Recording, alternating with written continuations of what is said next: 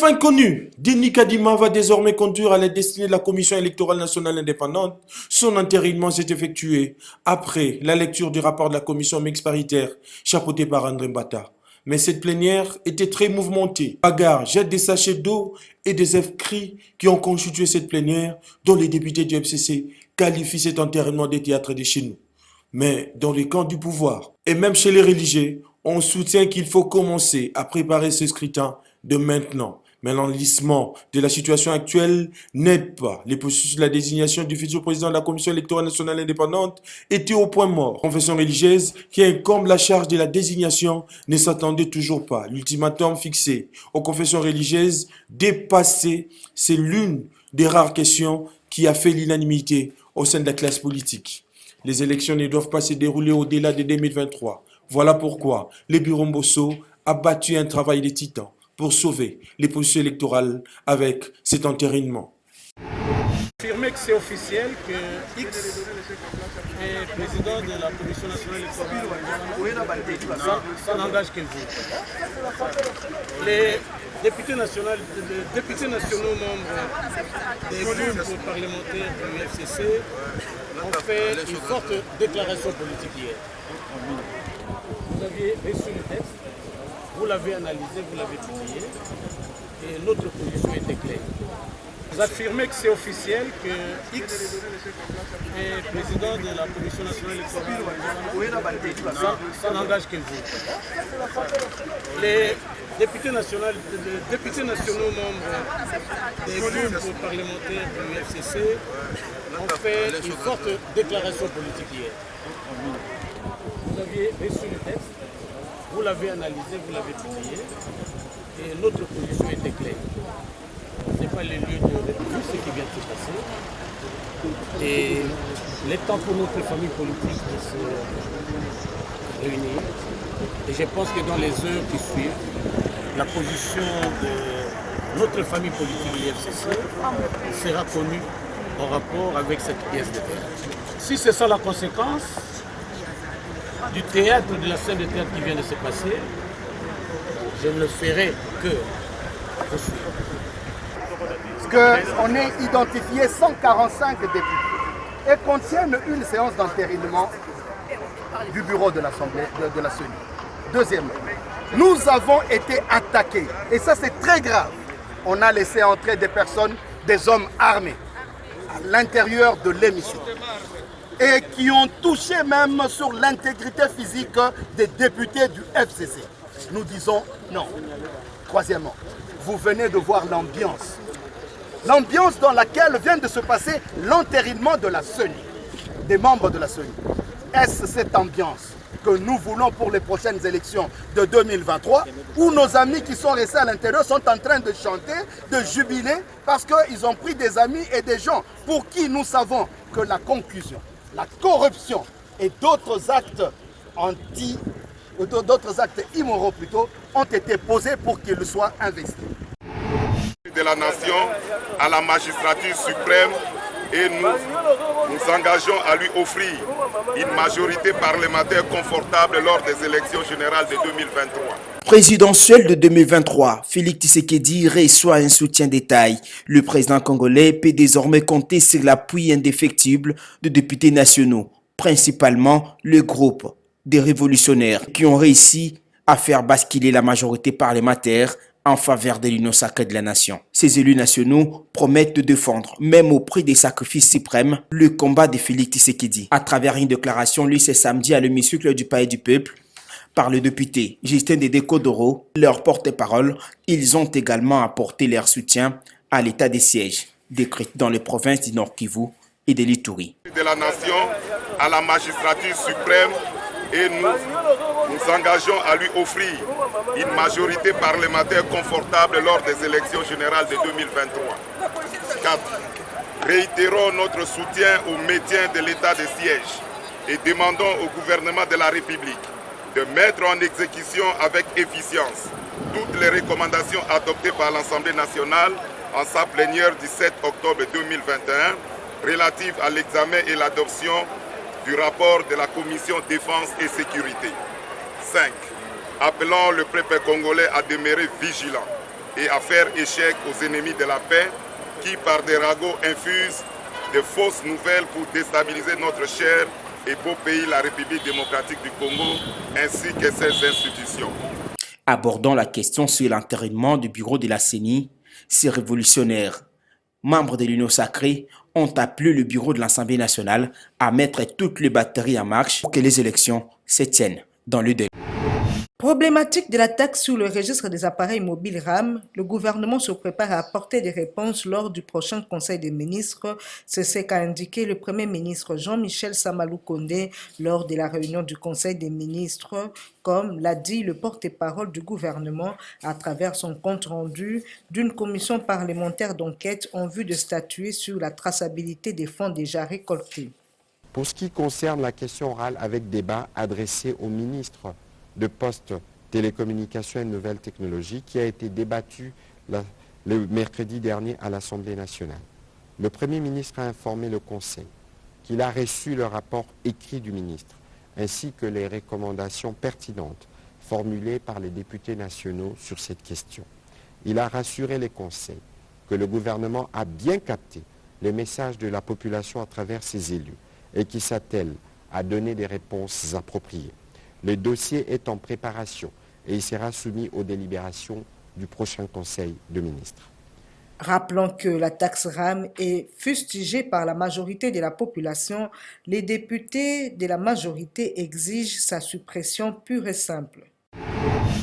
D'abord, concernant l'origine et la légalité du RAM, si pour les uns, la taxe RAM est une fatalité, d'autres compatriotes congolais, à l'instar de ce jeune entrepreneur Patrick Iwondo, pensent que payer sa taxe contribue au développement de son pays. Néanmoins, pour le cas de la RDC, où on enregistre un faible taux de revenus par citoyen, la procédure doit être revue et réaménagée.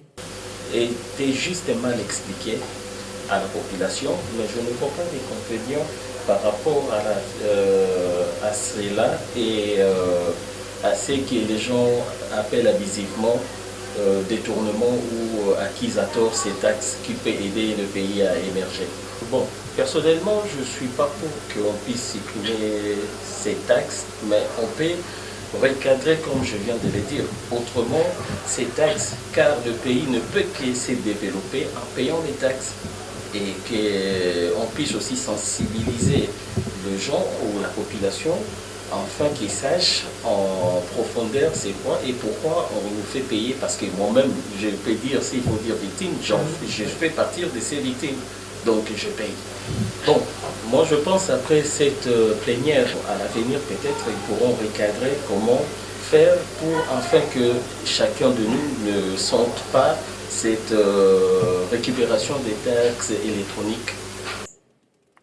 S'agissant du 10e prorogation de l'état de siège à l'est de la République démocratique du Congo, Patrick Iwondo Mounia ne trouve aucun inconvénient à cette pratique si celle-ci s'avère la meilleure solution pour l'éradication totale de la guerre. Il y a urgence et que cela va pour la protection des habitants congolais de l'autre coin de la République et le chef de l'État étant garant de la nation et cela fait partie de ses attributions de protéger et veiller à ce que tout le monde soit en paix dans l'endroit où il se trouve.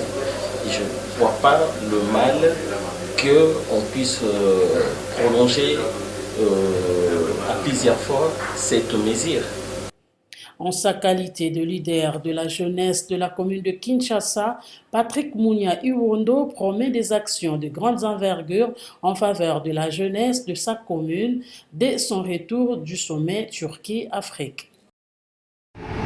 C'est sous les thèmes, les grandes tendances jurisprudentielles que la Cour constitutionnelle de la République démocratique du Congo a fait ce samedi sa rentrée judiciaire 2021-2022 en présence du Premier ministre Jean-Michel Sama-Lukonde. Ainsi, dans son discours, le président de la Cour constitutionnelle, Dieudonné Kalouba, a justifié les thèmes retenus par la nécessité de mettre en évidence les sur les grandes orientations prises par cette instance dans chaque matière relevant de sa compétence, permettant ainsi à l'opinion publique de comprendre l'instruction globale de son activité déterminée par sa saisine. Et s'agissant des déclarations des patrimoines familial, a-t-il poursuivi, la Cour constitutionnelle a examiné de 2016 à ces jours 265 dossiers sur 365 inscrits au rôle. À ce stade, il y a lieu de relever en souffrance 100 et des dossiers, parmi lesquels 40 concernant le ministre arrivé fin mandat et 57 de l'actuelle équipe gouvernementale.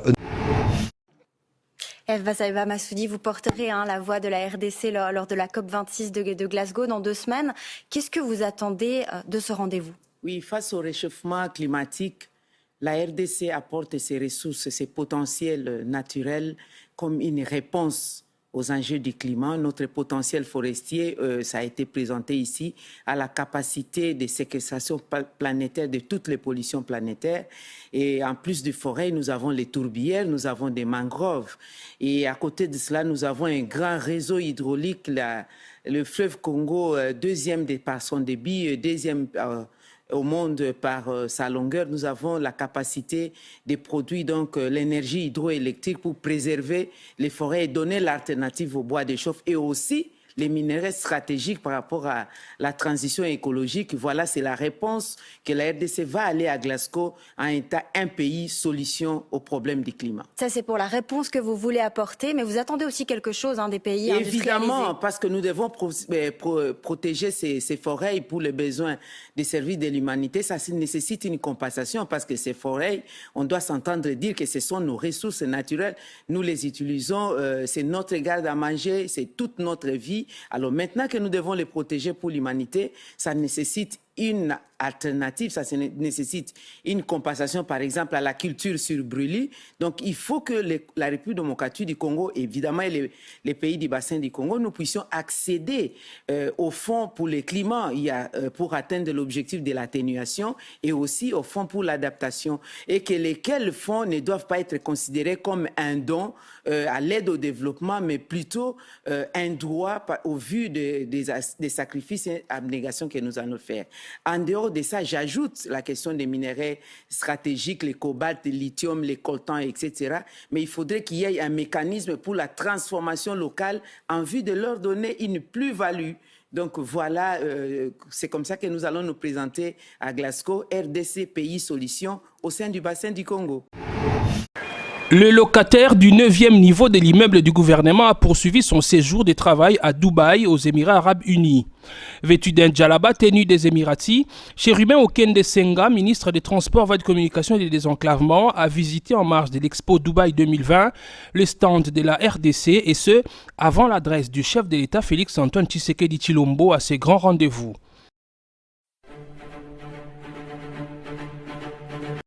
Connecter les esprits, construire le futur, tel a été le thème de l'Expo Dubaï 2020, un événement reporté à ce mois d'octobre 2021 à cause du coronavirus.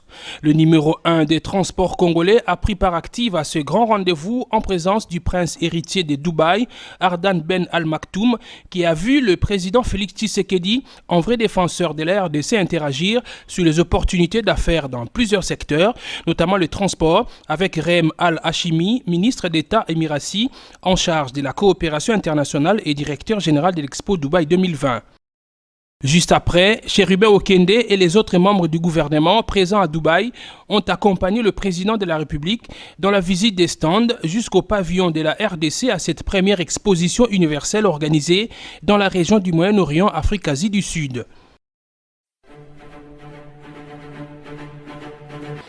Toujours à Dubaï, le chef de l'État Félix Antoine Tshisekedi Tshilombo a reçu des investisseurs regroupés au sein du Fonds souverain des Émirats Arabes Unis qui sont intéressés par les opportunités qu'offre la République démocratique du Congo, notamment dans le transport, ce qui a justifié la présence du patron du secteur à cette rencontre. Aujourd'hui, avec la ligne de conduite tracée par son Excellence Monsieur le Président de la République, chef de l'État, concernant les partenariats publics-privés. Nous avons donc intérêt à faire voir toutes les opportunités qu'offre notre pays afin que ces partenaires viennent chez nous investir.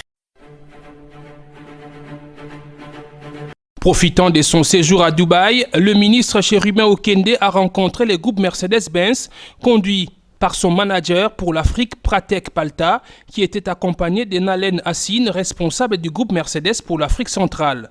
Les discussions ont tourné autour de la possibilité d'investissement de cette firme en RDC. Bien avant de quitter les Émirats arabes unis, le ministre des Transports a procédé à la signature d'un protocole d'accord avec la firme Jeanpour Group, présente dans 11 pays du monde. Nous sommes prêts à travailler avec le ministère des Transports en vous supportant dans l'acquisition des avions, des équipements, des navires. Nous allons aussi intéresser d'autres ministères du Congo qui ont aussi beaucoup d'opportunités, notamment le ministère de Mines, le ministère de l'Agriculture et j'en passe. Déjà, nous allons lancer dans le secteur des transports voies de communication et de désenclavement et j'espère bien que notre partenariat sera prospère. Des retours des Émirats, Chérubin Okende a transité par Addis Abeba en Éthiopie, qui a un grand contrat avec le pays de Félix Tshisekedi pour la création d'une nouvelle compagnie nationale d'aviation. Nous avons déjà dans le joint venture que nous avons envisagé le nom de la nouvelle compagnie que nous devrons créer sous l'impulsion du président de la République, ça sera Air Congo. Et maintenant, il est question de tout mettre en œuvre pour que ce projet soit réalisé dans les meilleurs délais. Nous n'avons plus de temps à perdre. Le peuple congolais attend des actions concrètes. Le peuple congolais veut être transporté, utiliser les voies aériennes pour effectuer ces déplacements dans des conditions de dignité, de sécurité et d'aisance. À Kinshasa, le secrétariat général de la Commission internationale du bassin du Congo, Bangui Sanga Sikos, a bénéficié des matériels de radiocommunication et équipements du Bureau national de l'Observatoire des barrières non physiques sur financement de l'Union européenne. Ces matériels ont été officiellement réceptionnés par le vice-ministre des Transports et Voies de Communication, Marc Ekila, au nom du ministre Chérubin Okende en mission. Dans un autre chapitre, en exécution des instructions du président de la République, chef de l'État, données à la 23e réunion du Conseil des ministres, le vice-ministre des Transports et Voies de Communication a réuni une équipe composée notamment de la coordination des changements des mentalités et de la Commission nationale de prévention routière pour réfléchir sur l'épineuse question des embouteillages que Félix Tshisekedi tient à résoudre. En effet, le président avait instruit les autorités concernées à pouvoir proportionnellement au soutien financier du corps des volontaires pour le dernier trimestre de l'année en cours afin que les objectifs de la campagne de civisme routier soient atteints. C'est dans la commune d'Engaba qu'a débuté la marche de la Mouka du tandem Martin Fayulu-Adolphe Mozito. Partie du croisement des avenues Kianza et de l'université, cette marche a connu la présence de plusieurs policiers pour l'encadrement du manifestant venu en masse. Avec le commissaire divisionnaire adjoint Silvano Kassongo, venu personnellement poursuivre les déroulements. Cependant, cette marche a connu des troubles sur le boulevard Lumumba à la suite de la présence de militants de l'UDPS qui ont voulu barrer le passage au niveau de la 10e rue Lumété.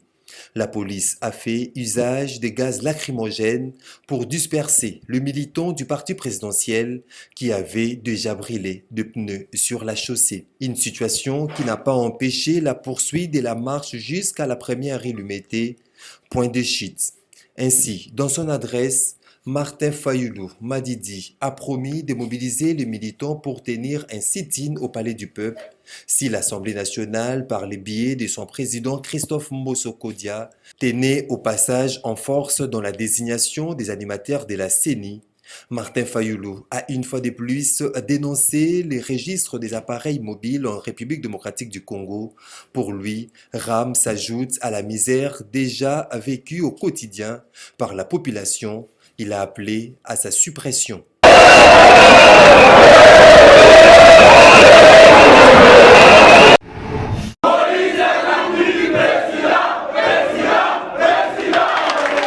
Galiema a bougé avec la descente du député provincial Mike Mukebai d'Ensemble pour la République de Moïse Katumbi.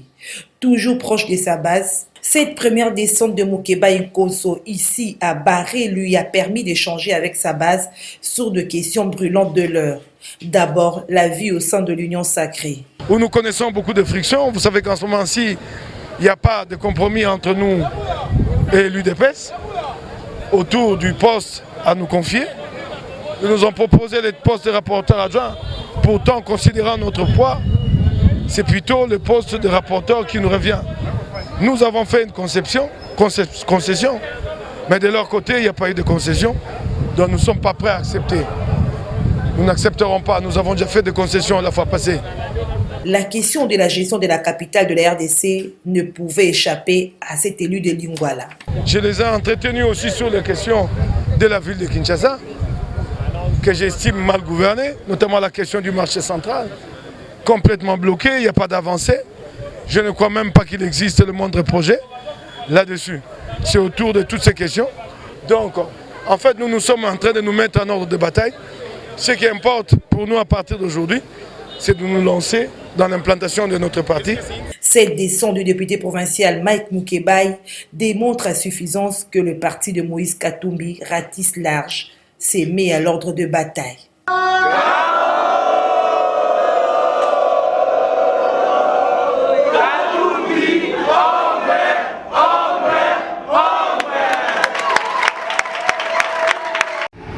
Célébration le 16 octobre de chaque année de la Journée internationale de l'alimentation. Pour cette année 2021, le thème choisi est « Agir pour la sécurité alimentaire ». Selon l'Organisation pour l'alimentation et l'agriculture FAO, cette journée est l'occasion pour la France de rappeler son engagement dans l'ensemble des enjeux liés à la sécurité alimentaire. Elle met l'accent sur la situation de la faim dans le monde qui est préoccupante et qui progresse depuis 2014 et la crise pandémique, notamment en raison de ses répercussions socio-économiques, n'a fait qu'exacerber cette tendance. D'après les Nations Unies, jusqu'à 811 millions de personnes ont ainsi souffert de la faim en 2020, soit 161 millions de plus en 2019. Les crises alimentaires se multiplient avec 155 millions de personnes en situation d'insécurité alimentaire aiguë, comme l'a montré le sommet des Nations Unies sur les systèmes alimentaires tenu du 23 au 24 septembre 2021 à New York, auquel a participé Jean-Yves Le Drian, ministre de l'Europe des Affaires étrangères, l'alimentation est au cœur du développement durable. À ce titre, la France défend les solutions intégrées et durables, d'où l'apport de son soutien à 2 coalitions internationales, la coalition pour l'agroécologie, en lien notamment avec l'engagement de la France pour la Grande Muraille Verte au Sahel et la coalition pour les repas scolaires élaborés par le Programme alimentaire mondial.